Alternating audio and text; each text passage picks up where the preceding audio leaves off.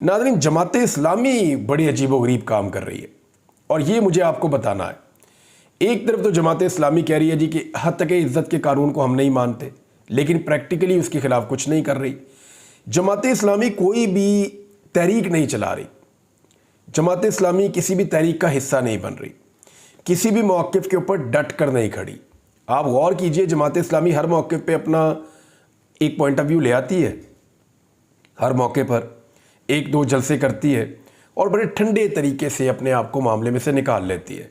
यानी जमात इस्लामी किसी भी सूरत में स्टेटस को के साथ टकराना नहीं चाहती और वो स्टेटस को के साथ अपने ताल्लुकात बेहतर भी रखना चाहती है, साथ ही साथ अपोजिशन के मज़े भी लेना चाहती है।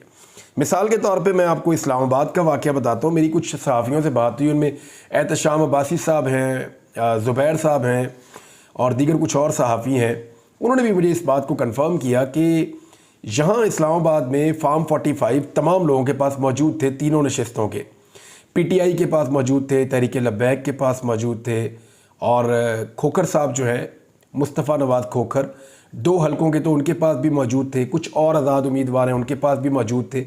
तो सब लोगों ने कोऑपरेट किया और लाकर जमा करवाए। लेकिन जब जमात इस्लामी से रब्ता किया गया तो उनके जो इस्लामाबाद के सदर हैं, मियाँ असलम उनका गालिबन नाम है, तो मियाँ असलम साहब ने साफ जवाब दिया कि पीटीआई की लड़ाई है, हम क्यों बीच में आए। तो जमात इस्लामी को ये समझना पड़ेगा कि ये अवाम के मैंडेट की चोरी का मामला है, ये किसी एक सियासी जमात की लड़ाई नहीं है। आपकी अपनी जमात के कायदीन ये कहते हैं, नईम साहब भी ये कहते हैं, बाकी लोग भी यही कहते हैं कि पाकिस्तान में जो हुकूमत बनी है फार्म 47 पर इन्होंने मैंडेट चोरी किया है। अब बजाय इसके कि उस चोरी के मैंडेट को आप चैलेंज करें, आप इस्लामाबाद में ये कहकर जान छुड़ा रहे हैं कि ये पीटीआई के बंदे जीते थे ना। खुद आपने ये गवाही भी दी है प्रेस कॉन्फ्रेंस में, जो इस्लामाबाद के सदर हैं वो माजी में ये गवाही दे चुके हैं कि पाकिस्तान तहरीक इंसाफ इस्लामाबाद से जीती है, पीएमएलएन दूसरे तीसरे नंबर पे आई है, लिहाजा वो ये इलेक्शन इस्लामाबाद का पीएमएलएन नहीं जीती। अब बजाय इसके कि वो ये डॉक्यूमेंट लेकर प्रूफ करें जाके अदलिया के अंदर और अपनी जानिब से भी सबूत दें, क्योंकि गवाही देना जो है वो आपकी जिम्मेदारी होती है, इखलाकी भी और दीनी फरीज़ा भी है आपका कि आपके पास कोई गवाही है तो आप सच्ची गवाही दें। अब मामला ये है कि बजाय इसके कि गवाही देते, इन्होंने रिक्वेस्ट की बुनियाद के ऊपर गवाही देने से इनकार कर दिया, ये कहते हुए कि ये तो पीटीआई का मसला है।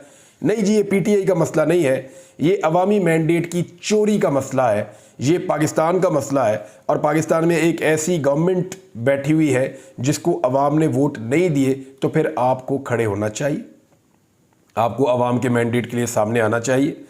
लेकिन क्योंकि इसमें आपको कुछ नहीं मिल रहा, सिर्फ पब्लिक की बात हो रही है, तो पब्लिक की बात पे आप पीछे हट गए। हाँ, अगर किसी जगह पे आप जीत रहे होते तो आप फौरी तौर पे बाकी सारी जमातों को कहते कि मैदान में आ जाएं।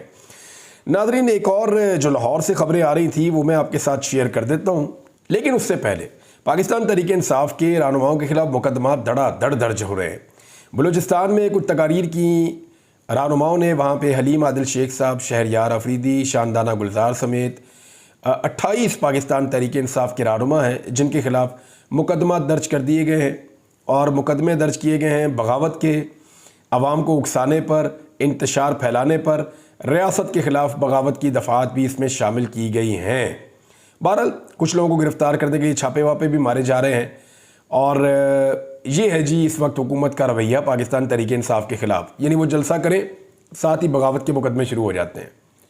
और हाफिज़ाबाद में भी पाकिस्तान तहरीक इंसाफ ने जलसा किया, वहाँ पे हमाद अज़हर साहब गए। 45 अफराद के ख़िलाफ़ पंजाब में भी मुकदमा दर्ज कर दिया गया है। हालांकि मरीम नवाज़ ने बड़े जलसे किए थे, नवाज शरीफ ने, सब ने किए थे और किसी जलसे के बाद मुकदमा दर्ज नहीं होता था, लेकिन यहाँ पे हर जलसे और कॉर्नर मीटिंग के बाद मुकदमे दर्ज होते हैं, बंदे गिरफ्तार होते हैं। हाफिज़ाबाद से पीटीआई रहनुमा अली अम्मार गुज्जर को गिरफ्तार भी कर लिया गया है और ज़िले सदर इमरान हैदर भट्टी ये बता रहे हैं कि हमारे पुलिस घरों में रेड कर रही है और घरों में आकर तोड़ फोड़ कर रही है। तो ये पुलिस ने हमेशा पीटीआई के घरों में तो नहीं घुसना, कल को अगर पीटीआई की हुकूमत आ गई तो ये बाकी घरों में भी घुसेगी। फिर पुलिस को तो घरों में घुसने की आदत मुस्लिम लीग नून की जो पंजाब हुकूमत है वो डाल रही है और जलसे जुलूसों के ऊपर दहशतगर्दियों के मुकदमात, बगावत के मुकदमात ये करने की जो रवायत है वो भी पीएमएलएन डाल रही है। तो देखते हैं कि ये रवायत आगे कहाँ तक चलती है। साथ ही साथ जो है वो कुछ खबरें आई कि ख़वातीन के घरों पर फिर छापे मारे गए हैं। यानी मैंने मियां नवाज शरीफ साहब की सियासत देखी 90s में, بینظیر بھٹو صاحبہ کے خلاف ان کا ایک بڑا سخت رد عمل ہوتا تھا۔ بینظیر بھٹو نے میاں نواز شریف صاحب کے دور کی فسطائیت کا مقابلہ کیا تھا۔ بینظیر بھٹو ایک بڑی مضبوط سیاستدان تھیں، عالمی سطح کی سیاستدان تھیں، لیکن وہ بھی نواز شریف کو اتنا خوفزدہ نہیں کر سکیں جتنا خوفزدہ لاہور کی چند خواتین نے کر دیا ہے۔ شاکر محمود صاحب کی اگر ٹویٹ آپ دیکھیں تو وہ سارا دن یہ رپورٹ کرتے رہے ہیں کہ پہلے صنم جاوید کو لایا گیا کہ ریکوری کرنی ہے، یعنی 1 سال سے زیادہ گزر گیا ہے، پولیس ابھی تک موبائل فون ریکور کرنا چاہتی ہے، جبکہ جو گھر والے ہیں صنم جاوید کے اور عالیہ حمزہ صاحبہ کے، وہ یہ کہتے ہیں کہ یہ تو موبائل فون پولیس کے پاس ہی ہے پہلے سے، اور اب پتہ نہیں کیا کچھ برآمد کرنا ہے۔ 1 سال گزرنے کے بعد، بہت سارے مقدمات میں ضمانت ہونے کے بعد، گجرانوالہ کے ایک نئے مقدمے میں گرفتاری ہوئی ہے اور اس میں اب ریکوری کے لیے پولیس لے کر آتی ہے۔ اچھا، الزام یہ لگایا گیا گھر والوں کی جانب سے کہ وہاں پہ توڑ پھوڑ ہوئی ہے اور کچھ لوگوں کو حراست میں بھی لیا گیا جنہیں بعد میں ریلیز کر دیا گیا ہے۔ ایسا لگتا ہے کہ خواتین کو ہراساں کرنے کی کوشش ہے۔ ان خواتین کو ان کے گھروں تک لایا گیا اور ان کے گھروں کے اوپر کارروائی کی گئی۔ ریاست اپنے وسائل پتہ نہیں کیسے ضائع کر رہی ہے ان کاموں میں۔ صنم جاوید خان کے بعد عالیہ حمزہ کے گھر بھی پولیس کی ریڈ توڑ پھوڑ کی، فیملی کو ہراساں کرتے رہے، یہاں بھی موبائل فون برآمد کرنے آئے تھے اور ہر طرف ظلم کی داستانیں رقم کر کے چلے گئے۔ یہ شاکر محمود ایوان صاحب سینئر جرنلسٹ ہیں، انہوں نے یہ ٹویٹ کیا ہے۔ عالیہ حمزہ کی فیملی کا کہنا ہے کہ کیسا چیف جسٹس ہے، اصول و ضوابط پر بھاشن تو بہت ہیں، مگر ان کی ناک کے نیچے خواتین کے ساتھ اہل خانہ کو اذیتیں دے رہے ہیں، ان کو کوئی احساس نہیں ہے۔ ظلم اتنی حد تک رکھیں کہ اللہ کا قہر نازل نہ ہو۔ اور فواد چودھری صاحب نے بھی پنجاب حکومت کے کارناموں کے بارے میں لکھا اور انہوں نے کہا کہ پنجاب حکومت کے 100 دن انسانی حقوق کی بدترین خلاف ورزیوں، جبری گمشدگیوں اور تشدد اور سیاسی انتقام کے سیاہ سایوں میں بیتے ہیں۔